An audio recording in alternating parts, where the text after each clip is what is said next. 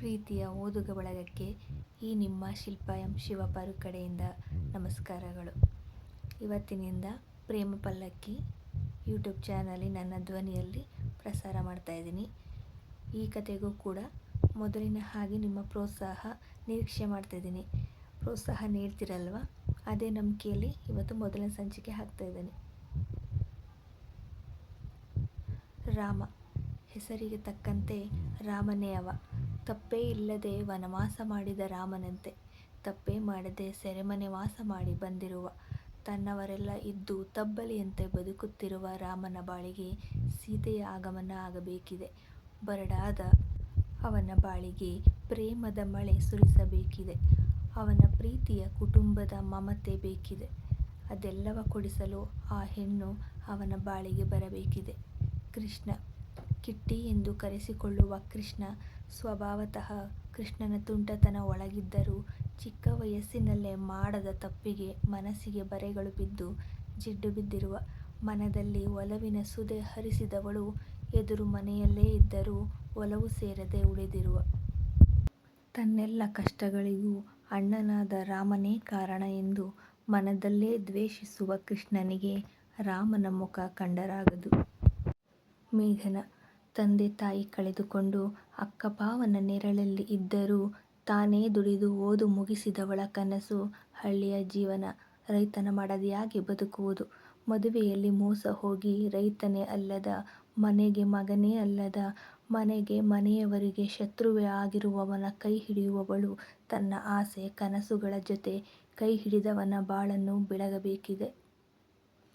ಪುಷ್ಪ, ಅಪ್ಪನಿಲ್ಲದ ಮನೆಯಲ್ಲಿ ಅಮ್ಮನಿಗೆ ಮಗಳೂ ಹೌದು, ಮಗನೂ ಹೌದು. ಹಾಸಿಗೆ ಹಿಡಿದಿರುವ ಅಮ್ಮನ ಆರೈಕೆ ಪೋಷಣೆಯೇ ಅವಳ ಕರ್ತವ್ಯ.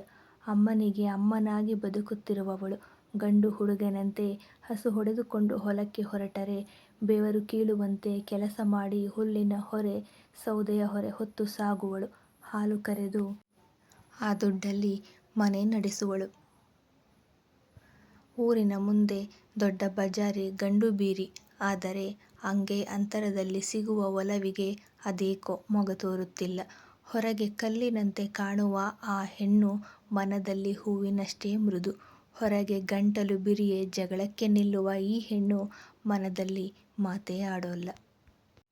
ಕೆಟ್ಟ ಕಣ್ಣುಗಳಿಂದ ತಪ್ಪಿಸಿಕೊಳ್ಳಲು, ತನ್ನನ್ನು ತಾನು ಕಾಪಾಡಿಕೊಳ್ಳಲು ತನ್ನ ಕೋಪ, ಜೋರು ಧ್ವನಿ, ಗಲಾಟೆ, ಜಗಳ ಎಲ್ಲವನ್ನೂ ಉಪಯೋಗಿಸಿಕೊಳ್ಳುತ್ತಿರುವಳು. ಮೇಘನ, ರಾಮ, ಕೃಷ್ಣ, ಪುಷ್ಪ ನಾಲ್ವರ ಬದುಕು ಪ್ರೇಮ ಪಲ್ಲಕ್ಕಿಯಲ್ಲಿ. ಹಳ್ಳಿ ಸೊಗಡಿನ ಕತೆ ಮತ್ತೆ ನಿಮ್ಮ ಮುಂದೆ. ಮೇಘ, ತಯಾರಾದ್ಯೇನೆ? ಇನ್ನು 4 ಗಂಟೆಗೆ ಹೊರಟರೆ ದೇವಸ್ಥಾನಕ್ಕೆ 8 ಗಂಟೆಗೆ ತಲುಪ್ತೀವಿ. 9ಕ್ಕೆ ಮುಹೂರ್ತ ಇರೋದು ಗೊತ್ತಲ್ವಾ ಎನ್ನುತ್ತಾ ಬಂದ ಮೇಘನ ಅಕ್ಕ ಸ್ನೇಹಳ ಭುಜ ಹಿಡಿದು, ಅಕ್ಕ ಸಮಾಧಾನ, ನೀನೀಗ ಒಬ್ಬಳಲ್ಲ, ಇಬ್ಬರು. ನಿನ್ನ ಹೊಟ್ಟೇಲಿ ಪುಟಾಣಿ ಕಂದಮ್ಮ ಇದೆ. ಇಷ್ಟು ಗಡಿಬಿಡಿ ಮಾಡಬೇಡ, ಮೊದಲೇ ಚಳಿ ಇದೆ. ನೀನು ಸೀರೆ ಮೇಲೆ ಸ್ವೆಟರ್ ಮತ್ತೆ ಟೋಪಿ ಹಾಕೋ, ಹಾಗೆ ಸಾಕ್ಸ್ ಇರಲಿ. ಬಾಟಲ್ನಲ್ಲಿ ಬಿಸಿ ನೀರು ಇಟ್ಟಿದ್ದೀನಿ, ಅದನ್ನೇ ಕುಡಿ. ನಾನು ತಯಾರಿದ್ದೀನಿ, ನೀನು ಟೆನ್ಷನ್ ಮಾಡ್ಕೋಬೇಡ ಆಯ್ತಾ ಎಂದು ಅಕ್ಕನ ಉಬ್ಬಿದ ಒಡಲ ಮೆಲುವಾಗಿ ಸವರಿದಳು. ಆ ಅಕ್ಕರೆಯ ಸ್ಪರ್ಶಕ್ಕೆ ಬಚ್ಚಿಟ್ಟ ಸತ್ಯ ಕಹಿಯಾಗಿ ಗಂಟಲು ಕಟ್ಟಿ ಬೆಕ್ಕಿದ್ದಳು ಸ್ನೇಹ. ಅಕ್ಕ, ಯಾಕೆ ಅಳ್ತಾ ಇದೀಯಾ? ಏನಾಯ್ತು ಎಂದು ಗಾಬರಿಯಲ್ಲಿ ಕೇಳಲು, ಈ ಮದುವೆ ಎನ್ನಲು ಸ್ನೇಹ ಎಂಬ ಗಂಡನ ಧ್ವನಿ ಕೇಳಿ ಭಯದಲ್ಲಿ ಮಾತು ನಿಲ್ಲಿಸಿದಳು. ಭಾವ, ಅಕ್ಕ ಯಾಕೆ ಅಳ್ತಾ ಇದ್ದಾಳೆ ಎಂದರೆ, ಹೋ ಅದಾ, ನಿನ್ನ ಮದುವೆ ಆದಮೇಲೆ ನೀನು ದೂರದ ಹಳ್ಳಿಯಲ್ಲಿ ಇರ್ತೀಯಲ್ಲ, ಅದಕ್ಕೆ ಅಳ್ತಾ ಇದ್ದಾಳೆ. ಮದುವೆ ಅಂದಮೇಲೆ ಇದೆಲ್ಲ ಕಾಮನ್ ಅಲ್ವಾ, ಸಂತೋಷದ ಜೊತೆ ನೋವಿನ ಎಳೆ ಕೂಡ ಇರುತ್ತೆ ಎಂದವನ ಕೈ ಭದ್ರವಾಗಿ ಮಡದಿ ಕೈ ಹಿಡಿದಿತ್ತು. ನೋವಾಗುತ್ತಿದ್ದರೂ ಕಂಗಳ ಒರೆಸಿಕೊಂಡು ನಗುತ್ತಾ ನಿಂತಳು ಸ್ನೇಹ. ಅಯ್ಯೋ ಅಷ್ಟೇನಾ, ನೀನು ನನ್ನ ನೋಡಬೇಕು ಅಂದರೆ ಆಗಲೇ ಹೊರಟು ಬರ್ತೀನಿ ಆಯ್ತಾ, ಅಳಬೇಡ. ನೀನು ಅತ್ತರೆ ನನಗೂ ಅಳು ಬರುತ್ತೆ ಎಂದು ಅಕ್ಕನ ಅಪ್ಪಿದ್ದಳು. ಕಣ್ಣಲ್ಲೇ ಎಚ್ಚರಿಕೆಯೊಂದು ಸ್ನೇಹಳಿಗೆ ಗಂಡ ನವೀನ್ ಇಂದ ಸಿಕ್ಕಿತ್ತು. ಆ ಹೆದರಿಸೋ ಕಂಗಳಿಗೆ ಹೆದರಿ ನಿಂತಳು. ಸರಿ, ತಡವಾಗತ್ತೆ, ಹೊರಡೋಣ ಎಂದ. ಭಾವ ತಗೊಳ್ಳಿ, ಇದು ಅಪ್ಪ ನನ್ನ ಹೆಸರಲ್ಲಿ ಇಟ್ಟಿದ್ದ ದುಡ್ಡು. ಮದುವೆಗೆ ಅಂತ ಇದೇ ಖರ್ಚಾಗಬೇಕು. ಮೊದಲೇ ಹೇಳಿದ್ದೆ ಅಲ್ವಾ, ನನ್ನ ಬ್ಯಾಂಕಿಂದ ಡ್ರಾ ಮಾಡಿ ತಂದೆ. ಎಂದು 2 ಲಕ್ಷ ಭಾವನ ಕೈಗಿಟ್ಟಳು. ನೀನು ನನ್ನ ತಂಗಿ ಹಾಗಲ್ವ ಮೇಘ, ಇದೆಲ್ಲ ಯಾಕೆ ಹೇಳು ಎಂದ. ಬಟ್ಟೆ ಚಿನ್ನ ಅಂತ 1 ಲಕ್ಷ ಆಗಿದೆ. ಸರಳವಾಗಿ ಮದುವೆ ಅಂದರೂ ಈಗ ಊಟದ ವ್ಯವಸ್ಥೆಗೆ 1 ಲಕ್ಷ ಆಗಬಹುದು. ನಿಮಗೆ ನಿಮ್ಮದೇ ಆದ ಕಮಿಟ್ಮೆಂಟ್ ಇದೆ, ನನಗದು ಗೊತ್ತು. ಹಾಗೆ ನಾನು ಕೂಡ ನನ್ನ ಮತ್ತೆ ಅಪ್ಪಾಜಿ ಹಣ ಬಿಟ್ಟು ಯಾರ ಹಣವನ್ನು ಉಪಯೋಗಿಸಲ್ಲ ಅಂತ ಗೊತ್ತು ಅಲ್ವಾ ನಿಮಗೆ. ದಯವಿಟ್ಟು ತಗೊಳ್ಳಿ ಎಂದು ಹಣವಿದ್ದ ಬ್ಯಾಗ್ ಅವನ ಕೈಗಿಟ್ಟು ಅಕ್ಕನ ಜೊತೆ ಹೊರಗೆ ನಡೆದಳು. ದುಡ್ಡು ನೋಡಿ ವ್ಯಂಗ್ಯವಾಗಿ ನಕ್ಕವ. ಸ್ವಾಭಿಮಾನ ಅಲ್ವೇ ನಿನಗಿರೋದು, ಅಹಂಕಾರ. ನಿನಗೆ ನನ್ನ ತಮ್ಮನಿಗಿಂತಲೂ ಒಳ್ಳೆ ಹುಡುಗ ಸಿಗ್ತಾ ಇದ್ನ. ಕೈ ತುಂಬ ಸಂಬಳ ತರೋ ನನ್ನ ತಮ್ಮನ್ನ ರಿಜೆಕ್ಟ್ ಮಾಡಿದೆ ಅಲ್ವಾ. ಈಗ ನಿನಗೆ ಅದರ ಫಲ ತೋರಿಸ್ತೀವಿ ನಾವು. ತಾಳಿ ಕೊರಳಿಗೆ ಬೀಳಲಿ, ಹೊಸ ಆಟ ಶುರುವಾಗತ್ತೆ ಎಂದು ತುಟಿ ಕೊಂಕಿಸಿದ್ದ ನವೀನ್. ಅಣ್ಣ, ನಾದಿನಿ ಅನ್ನೋ ಪ್ರೀತಿಲಿ ನನ್ನ ಸೇಡು ಮರೆತು ಬಿಟ್ಟೆಯಾ ಮೇಲೆ ಎನ್ನುತ್ತಾ ಬಂದ ನರೇಶ್. ಮೊದಲು ತಮ್ಮ, ಆಮೇಲೆ ಉಳಿದದ್ದು. ಅವಳ ಅಕ್ಕನಿಗೆ ಹೊಡೆದೆ ಅಂತ ತಿರುಗಿಸಿ ನನಗೆ ಹೊಡೆದ ಏಟು ಇನ್ನೂ ಕೆನ್ನೆ ಚುರುಗುಡುತ್ತಿದೆ. ನಾನು ಕೊಡೋ ಏಟು ಕೂಡ ಜೀವನ ಪರ್ಯಂತ ಅವಳನ್ನ ಚುರು ಚುರು ಅಂತ ಸುಡಬೇಕು. ಅದಕ್ಕೆ ಪೂರ್ತಿ ತಯಾರಿ ಆಗಿದೆ. ನಡಿ, ಡ್ರಾಮಾ ತೋರಿಸ್ತೀನಿ ಎಂದು ತಮ್ಮನ ಭುಜ ಬಳಸಿ ನಡೆದ. ಮುಂದೆ ನವೀನ್, ನರೇಶ್ ಕುಳಿತರೆ ಹಿಂದೆ ಸ್ನೇಹ, ಮೇಘನಾ ಕುಳಿತಿದ್ದರು. ಸ್ನೇಹ ಗಂಡನ ಸತ್ಯ ಹೇಳಬೇಕು ಎಂದರೂ ಒಡಲ ಕಂದನ ನೆನೆದು ಗಟ್ಟಿ ನಿರ್ಧಾರ ಮಾಡಿ ಕಲ್ಲಿನಂತೆ ಕುಳಿತಳು. ಕಾರ್ ಮುಂದೆ ಸಾಗಿತ್ತು. ರಾಮ ಎಂದಿನಂತೆ ಮುಂಜಾನೆ 5ಕ್ಕೆ ಎದ್ದು ಹೊರಗೆ ಹೋಗಿ ಹೊಳೆಯಲ್ಲಿ ಸ್ನಾನ ಮಾಡಿ ಮನೆಗೆ ಬಂದಿದ್ದ. ರಾಮಣ್ಣ, ಈ ಬಟ್ಟ ಅಂತ ಹಾಕ ಎಂದು ತಂಗಿ ಮಮತಾ ಬಿಳಿ ಶರ್ಟು ಪಂಚೆ ಹಿಡಿದು ಬಂದಿದ್ದಳು. ಬಟ್ಟೆಯನ್ನು ತಂಗಿಯನ್ನು ಬದಲಿಸಿ ನೋಡಿದ. ವರ್ಷಗಳಿಂದ ಅವಳೊಬ್ಬಳೇ ರಾಮನ ಜೊತೆ ಮಾತಾಡೋದು. ಅವಳ ಮೊಗದಲ್ಲಿ ಬಹುದೊಡ್ಡ ನೋವಿನ ಗುರುತಿದೆ. ಅದು ಅವರಿಬ್ಬರ ಹೊರತುಪಡಿಸಿ ಇನ್ನಾರಿಗೂ ತಿಳಿಯದು. 4 ವರ್ಷದ ಹಿಂದೆ ಸೆರೆಮನೆಯಿಂದ ಬಿಡುಗಡೆಯಾಗಿ ಮನೆಯವರಿಗಾಗಿ ಓಡೋಡಿ ಬಂದಿದ್ದ ರಾಮ. ಆದರೆ ಸಿಕ್ಕಿದ್ದು ವಾತ್ಸಲ್ಯ, ಪ್ರೀತಿಯಲ್ಲ. ಇನ್ನು ಯಾವ ಮುಖ ಹೊತ್ತು ಬಂದೆ, ಯಾಕೆ ಬಂದೆ ಎಂಬ ಮಾತುಗಳು. ಸ್ವತಃ ತಾಯಿ, ಅಣ್ಣ, ತಮ್ಮನೇ ಈ ಮಾತುಗಳ ನುಡಿದಾಗ ಭೂಮಿ ಬಾಯಿ ತೆರೆದು ನನ್ನ ನುಂಗಬಾರದೇ ಎನಿಸಿ ಕುಸಿದು ಹೋಗಿದ್ದ. ಇನ್ನೇಕೆ ಈ ಬದುಕು, ಹರಿವ ಹೊಳೆಯ ಪಾಲಾಗಿ ಬಿಡುವ ಎಂದು ತೀರ್ಮಾನಿಸಲು ಆಗ ಸಣ್ಣ ಬಿಕ್ಕುವಿಕೆ ಕಿವಿಗೆ ಬೀಳುತ್ತಿತ್ತು. ತಲೆ ಎತ್ತಿ ನೋಡಿದರೆ ತಂಗಿ ತುಟಿಯುಬ್ಬಿಸಿ ಬಿಕ್ಕಿ ಬಿಕ್ಕಿ ಅಳುತ್ತಿರುವಳು. ಅವಳಿಗಾಗಿ ಬದುಕಬೇಕು ಎನಿಸಿತ್ತು. ಸಾವಿಂದ ಹಿಂದೆ ಸರಿದಿದ್ದ ಮನೆ ಮುಂದಿನ ಜಗುಲಿಯೇ ಅವನ ಮನೆ. ಮಳೆ ಇರಲಿ, ಮಂಜು ಇರಲಿ, ಬಿಸಿಲು ಗಾಳಿ ಏನೇ ಇರಲಿ, ಇದೇ ಅವನಿಗೆ ಉಳಿದ ಜಾಗ. ಜೈಲಿಂದ ಬಂದವ, ಕೊಲೆಗಾರ ಎಂಬ ಹಣೆಪಟ್ಟಿ ಹೊತ್ತವನಿಂದ ಮನೆಯವರ ಹಾಗೆ ಊರಿನವರು ಕೂಡ ದೂರ. ಯಾರೊಬ್ಬರೂ ಮಾತಾಡಿಸೋದಿಲ್ಲ.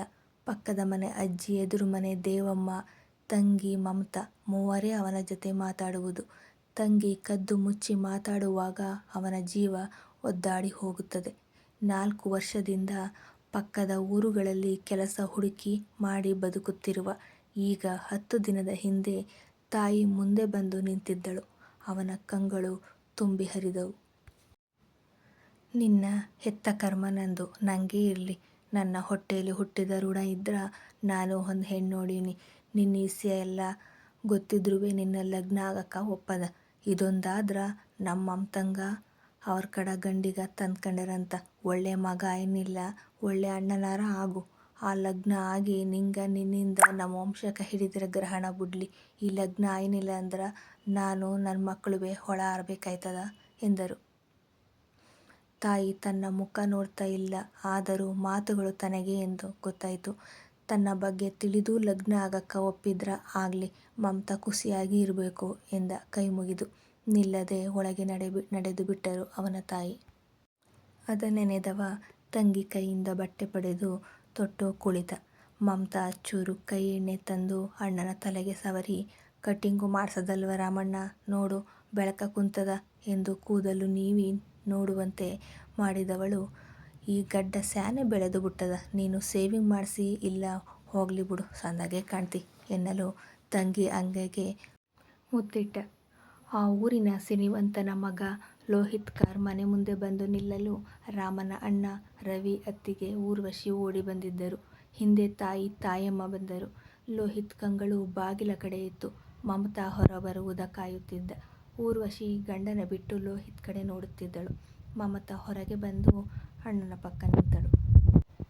ತಾಯವ್ವ, ಎಲ್ಲಿಯ ಕಿಟ್ಟಿ, ತಡವಾಯ್ತದ, ಕೂಗು ಹೊರಡವ ಎಂದ. ಅವ ಬರಾಕಿಲ್ಲ ಅಂತ ಹೋಗವನ, ನಾವಿಷ್ಟೇ ಜನಕ್ಕಂತ ನಡಿ ಬಿಡು ಕಾರ ಎಂದು ಮಗಳು ಸೊಸೆ ಜೊತೆ ಹಿಂದೆ ಕುಳಿತರು. ಮುಂದೆ ರವಿ ಕುಳಿತ. ರಾಮಣ್ಣ ಬಾ ಎಂದು ಕೂಗಿ ಪಕ್ಕದಲ್ಲಿ ಕೂರಿಸಿಕೊಂಡಳು ಮಮತಾ. ರಾಮ ತಾಯಿಯನ್ನೇ ನೋಡುತ್ತಿದ್ದರೆ ಮಮತಾ ಅಣ್ಣನನ್ನೇ ನೋಡುತ್ತಿದ್ದಳು. ಲೋಹಿತ್ ಕಣ್ಣು ಮಮತಾ ಮೇಲೆ, ಊರ್ವಶಿ ಕಣ್ಣು ಲೋಹಿತ್ ಮೇಲೆ. ರವಿ ಕಾರಲ್ಲಿ ಕುಳಿತ ಖುಷಿಯಲ್ಲಿದ್ದ. ತಾಯವ್ವ ಈ ಮದುವೆಯಿಂದ ಬರುವ ವರದಕ್ಷಿಣೆ ದುಡ್ಡಿನ ಬಗ್ಗೆ ಯೋಚಿಸುತ್ತಾ ಕುಳಿತಿದ್ದರು. ಕಾರ್ ಪಕ್ಕದೂರಿನ ದೇವಸ್ಥಾನದತ್ತ ಹೊರಟಿತು. ಕಿಟ್ಟಿ ಕೋಪ ತಡೆಯಲು ಆಗದೆ ಬೀಡಿ ಸೇಯುತ್ತಾ ಮನೆ ಮುಂದೆ ಬಂದಿದ್ದ. ಒಂದು ಪೊಟ್ಟಣ ಬೀಡಿ ಖಾಲಿಯಾದರೂ ಅಸಮಾಧಾನ, ಕೋಪ ಕರಗುತ್ತಿಲ್ಲ. ಅವನ್ ಮಾಡಿರ ಕೆಲಸಕ್ಕ ಲಗ್ನ ಬ್ಯಾರೆ ಕೇಡು. ಈ ಅವ್ವಂಗ ಯಾವ ದೆವ್ವ ಮಿಟ್ಕಂಡಿದ್ದು. ಈಟ್ ದಿನ ಸಂದಾಗೆ ಇದ್ದ, ಈಗ ಆ ಮಗ ಗೆಪ್ತಿ ಆಗಿಬಿಟ್ನಾ. ಬುಡಿಸ್ತೀನಿ ಗ್ರಾಚಾರವ. ಅಕ್ಕನ ಲಗ್ನ ಆಗ್ದೆಯ ಇರ್ಲಿ, ಆಗದ ಗಾಳಿ ಬುಡಿಸದೆ ಎಂದು ಬೀಡಿ ಸೇದಿ ಹೊಗೆ ಬಿಡುತ್ತಲೇ ಇದ್ದ. ಆದರೂ ಅವನ ಕೋಪ ಕಡಿಮೆಯಾಗುತ್ತಿಲ್ಲ. ಆಗಲೇ ಅವನ ಮೇಲೆ ಒಂದು ಬಕೆಟ್ ನೀರು ಬಿತ್ತು. ಅವ ಕುಳಿತದ್ದು ಎದುರು ಮನೆ ಜಗುಲಿ ಮೇಲೆ. ನೀರು ಬಿದ್ದಿದ್ದೇ ತಡ ಕೋಪದಲ್ಲಿ, ಯಾವಳಮ್ಮಿ ನನ್ನ ಮ್ಯಾಕ ನೀರು ಸುರಿಯಾವ, ತಿಮ್ರ ಬೇಕಾಗಿದ್ದಾವ ಖರ್ಚಿಗ ಎಂದು ಜೋರು ಮಾಡುತ್ತಾ ತಿರುಗಿದ. ಪುಷ್ಪ ನಿಂತಿದ್ದಳು. ಸೊಂಟಕ್ಕೆ ದುಪ್ಪಟ್ಟ ಕಟ್ಟಿ, ಕೂದಲೆಲ್ಲ ಸೇರಿ ತುರುಬು ಕಟ್ಟಿ, ಕಾಳಿಯಂತೆ ದಪ್ಪ ಕಣ್ಣುಗಳ ಬಿಟ್ಟು ಜೋರಾಗಿ ಉಸಿರಾಡುತ್ತಾ ನಿಂತಿದ್ದವಳ ಕೈಲಿತ್ತು ನೀರಿನ ಬಕೆಟ್. ಅವಳ ಅವತಾರ ನೋಡಿ ಉಗುಳು ನುಂಗಿದವ, ಹೇಯ್ ಏನಮ್ಮಿ, ಒತ್ತಾರೆ ತಲೆ ಕೆಟ್ಟೋಗಿದ್ದ ನಿಂಗ, ನನ್ನ ಮ್ಯಾಕ್ ನೀರು ಯಾಕೆ ಸುರಿದೆ ಎಂದ. ಬಕೆಟ್ ಜಗ್ಲಿ ಮೇಲೆ ಜೋರಾಗಿ ಕುಕ್ಕಿ ಪೊರಕೆ ಹಿಡಿದು ಅಂಗೈಗೆ ಗುದ್ದಿ ಸಮನಾಗಿ ಮಾಡಿ ಅಂಗಳ ಗುಡಿಸಲು ಆರಂಭಿಸಿದಳು. ಅವಳನ್ನೇ ನೋಡುತ್ತಾ ನಿಂತ. ಕಸ ಗುಡಿಸಿ ಸಗಣಿ ಕಲಸಿಕೊಂಡವಳು ಒಂದು ಮನುಷ್ಯ ಪ್ರಾಣಿ ನಿಂತಿದೆ ಎಂದು ಕೂಡ ನೋಡದೆ ಅಂಗಳಕ್ಕೆ ಎರಚಲು ಶುರು ಮಾಡಿದಳು. ಕಿಟ್ಟಿ ತನಗೆ ಸಿಡಿಯುತ್ತಿರುವ ಸಗಣಿ ನೀರು ನೋಡಿ, ಹೇಯ್ ಏನು ಮಿಟ್ಕಂಡಿದ್ದು ನಿಂಗ, ನಾನು ನೋಡ್ತಾ ಇವನಿ ವರ್ಷಗಳಿಂದ, ಇದೇ ಆಗದ, ಸರಿ ಇರಕಿಲ್ಲ ನೋಡು ಎಂದು ಮುಂದೆ ಬರಲು ಬಕೆಟ್ ಎತ್ತಿ ಹಿಡಿದಳು. ತಲೆ ಮೇಲೆ ನೀರು ಸುರಿತೀನಿ ಎನ್ನುವಂತೆ. ಮೊದಲಿನಂತೆ ಮೆತ್ತಗಿಲ್ಲ ಇವಳು. ಚಾಮುಂಡಿ ಅಪರಾವತಾರ ತಳೆದಂತೆ ಆಡುವಳು. ಕೋಪ ಬಂದರೆ ಮುಖ ಮೂತಿ ನೋಡದೆ ಕೈಗೆ ಸಿಕ್ಕಿದ್ದರಲ್ಲಿ ಕೊಡುವಳು ಎಂದು ಅರಿವಿದ್ದ ಕಾರಣ ತನ್ನ ಮನೆಯಂಗಳಕ್ಕೆ ಜಿಗಿದು ಓಡಿದ. ತೊಪ್ಪೆ ಸಾರಿಸಿ ರಂಗೋಲಿ ಬಿಡಲು ಕುಳಿತಳು. ಪಕ್ಕದ ಬೀದಿಯ ಹುಡುಗನೊಬ್ಬ ಸೈಕಲ್ ತುಳಿದು ಬಂದವ ಸ್ವಲ್ಪ ದೂರದಲ್ಲಿ ನಿಂತು ಪುಷ್ಪಳನ್ನೇ ತಿನ್ನುವಂತೆ ನೋಡುತ್ತಿದ್ದ. ಕಿಟ್ಟಿ ಲುಂಗಿ ಎತ್ತಿಕಟ್ಟಿ ಕೋಲು ಕಲ್ಲು ಏನಾದರೂ ಸಿಗುವುದಾ ನೋಡುವುದರ ಒಳಗೆ ಅವ್ವಾ ಎಂಬ ಧ್ವನಿಗೆ ತಲೆ ಎತ್ತಿ ನೋಡಿದ.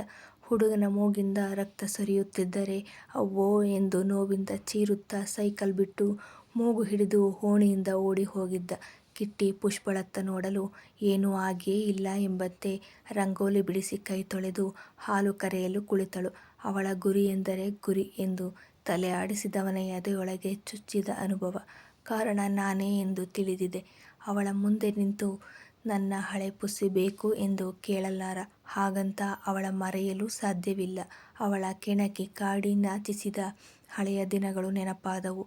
ಪುಸ್ಸಿಕ್ಯಾಟ್ ಎಂದ ಅಷ್ಟೇ. ಪುಷ್ಪ ಎಸೆದ ಚಂಬು ಅವನ ಬಳಿ ಹಾರಿ ಬಂದಿತ್ತು. ಬಗ್ಗಿ ತಪ್ಪಿಸಿಕೊಂಡು ಎದೆ ಮೇಲೆ ಕೈ ಇಟ್ಟುಕೊಂಡ. ಪಾಪ ಅಲ್ವಾ ಕಿಟ್ಟಿ. ಕಿಟ್ಟಿ ಮೇಲೆ ಪುಷ್ಪಂಗ್ಯಾಕೆ ಕೋಪ, ರಾಮನ್ ಮೇಲೆ ಕಿಟ್ಟಿಗೇಕೆ ಕೋಪ. ಮೇಘ ಬದುಕಲಿ, ಆಗ್ತಿರೋದಾದ್ರೂ ಏನು. ರಾಮ, ಮೇಘ, ಕಿಟ್ಟಿ, ಪುಷ್ಪ ನಾಲ್ವರ ಪ್ರೇಮ ಪಲ್ಲಕ್ಕಿ ಎಲ್ಲಿಂದ ಶುರುವಾಗುವುದು ನೋಡೋಣ ಮುಂದಿನ ಸಂಚಿಕೆಗಳಲ್ಲಿ. Thank you. ಹೇಗಿತ್ತು ಮೊದಲ ಸಂಚಿಕೆ ತಿಳಿಸ್ತೀರಾ ಅಲ್ವಾ.